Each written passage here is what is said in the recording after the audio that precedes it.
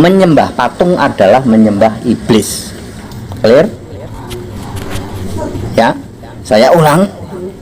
Menyembah patung adalah menyembah iblis, apapun bentuknya. Patung Yesus, patung Maria, patung segitiga, Allah segitiga, Anda menyembah iblis. Siapa bisa bantah? Ya, saya menantang ya, semua penyembah patung, semua penyembah Allah segitiga, saya tantang ya. Entah itu Romo, entah itu pendeta se-Indonesia, saya tantang gitu. Penyembah patung adalah penyembah iblis.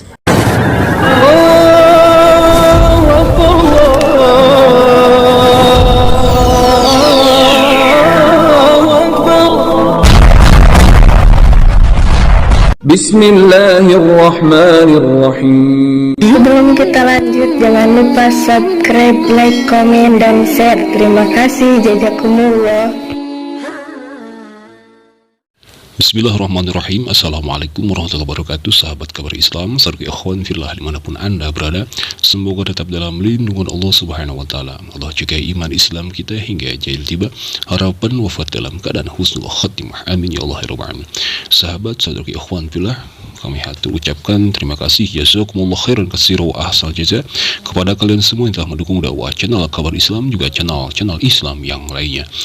Nah, sahabat ikhwan fillah, dan kesempatan kali ini kita akan melanjutkan ya sebuah perkataan atau pernyataan dari seorang Bang Daniel Mananta yang mengatakan bahwa ada roh jahat di balik patung ini. Sebagaimana yang kita ketahui bahwa apa yang disampaikan oleh Bang Daniel Mananta ini sesuai dengan pernyataan yang terdapat di dalam kitab Yesaya itu, nah, menuai beberapa tanggapan ya, entahlah itu yang ya berpositif dan juga yang negatif. Dalam kesempatan kali ini, sahabat ikhwan fillah, ada seorang pendeta yang juga sama dengan apa yang disampaikan oleh seorang Bang Daniel Mananta terkait patung atau penyembah patung dan sesuatu di balik patung. Nah, baiklah sahabat ikhwan fillah, mari kita simak bagaimana penjelasan dari seorang pendeta ya, yang bukan bahwa penyembah patung dan sesuatu yang balik patung ya begitu. Silakan simak. Sebuah kejutan kali. Ternyata gua juga setuju sama Uwas soal ini, bahwa kalau gue mungkin sebutnya ada unclean spirit, oke, di patung. Ketika patung yang dibuat oleh manusia disembah. Wait. Sebelum lo mau komentar, lo harus baca dulu. Ini again buat orang-orang yang mengakui sebagai pengikut Yesus. Saya ulang. Menyembah patung adalah menyembah iblis, apapun bentuknya. Patung Yesus, patung Maria, patung segitiga, Allah segitiga, Anda menyembah iblis. Nah, membahas sebuah tema begini ya, Allah segitiga itu iblis, patung itu iblis gondrong. Saudara, Allah segitiga itu iblis, patung itu iblis gondrong. Maksudnya gimana nih Pak Pendeta HTD? Ya begini Bapak Ibu Saudara ya, kita bicara patung dulu ya, kita bicara patung ya. Ulangan 4 ayat 16 dan 23, dilarang membuat patung yang menyerupai manusia laki-laki maupun manusia perempuan maupun menyerupai apapun. Jadi buat patung menyerupai Yesus manusia dilarang. Buat patung menyerupai Maria, ibunya Yesus, dilarang. Buat patung menyerupai apapun, menyerupai segitiga, dilarang. Jadi segitiga itu termasuk patung. Ya, termasuk patung itu segitiga, menyerupai apapun dilarang ya. Allah segitiga itu termasuk patung ya. Ya, dilarang ya. Itu Ulangan 4 ayat 16 dan 23. Di dalam Ulangan 27 ayat 15, patung itu kekejian bagi Allah. Anda ngerti kekejian? Patung itu kekejian bagi Allah. 2 Raja-Raja 17 ayat 11 dan 2 Raja-Raja 32 ayat 22, mereka beribadah kepada patung. Nah, Allah segitiga termasuk patung karena Anda beribadah kepada Allah segitiga. Ya. Yesaya 42 ayat 8 dan 17 ya. Tuhan tidak akan memberikan kemuliaannya, kemasyuranku kepada patung. Patung itu disembah sebagai Allah ya. Jadi clear, Anda yang menyembah patung artinya Anda menjadikan patung itu sebagai Allah.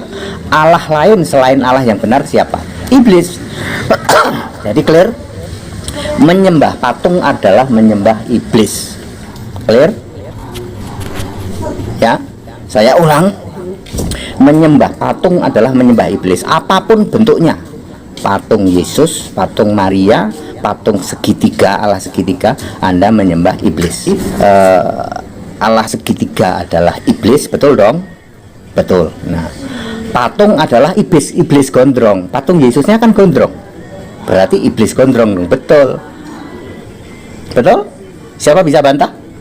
Ya, saya menantang ya, semua penyembah patung, semua penyembah Allah segitiga, saya tantang ya. Entah itu Romo, entah itu pendeta se-Indonesia, saya tantang gitu. Penyembah patung adalah penyembah iblis apapun bentuknya. Ingat, apapun bentuknya.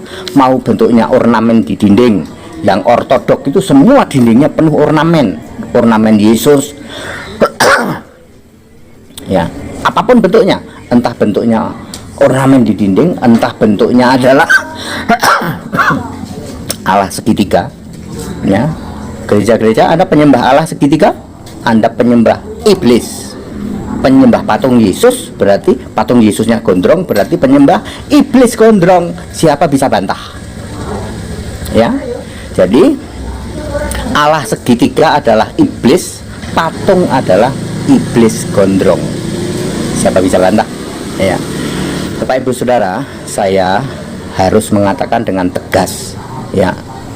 Ya, memang diperlukan sekarang ini ya. Sekarang ini harus tegas, diperlukan itu ya. Supaya Anda tidak terombang-ambingkan dan Anda tidak nanti disesatkan. Mosok patung Yesus disembah. Allah bilang tidak boleh membuat patung berwujud manusia laki-laki maupun manusia perempuan atau berbentuk apapun, termasuk segitiga, termasuk ornamen di dinding, apapun.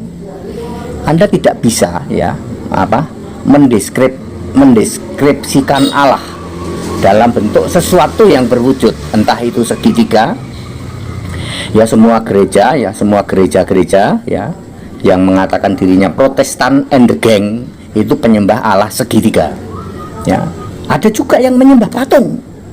Penyembah Allah segitiga ya penyembah iblis ya.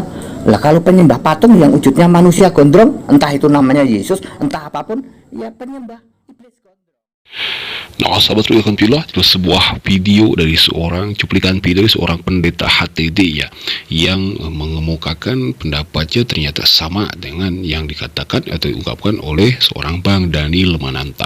Jadi ada sesuatu di balik patung, entah itu roh jahat ya, tapi pendeta HTD ini menyatakan bahwa adanya iblis. Entah patung siapa itu, patung Yesus, patung Bunda Maria, lebih banyak ya. Dan juga apa yang disampaikan oleh pendeta HTD ini memakai banyak kitab juga ya, bukan hanya Yesaya, ada Ulangan, ada Raja-Raja. Jadi jelas apa yang disampaikan oleh Bang Daniel Mananta ini terbukti bahwa di dalam Alkitab mereka pun disebutkan begitu.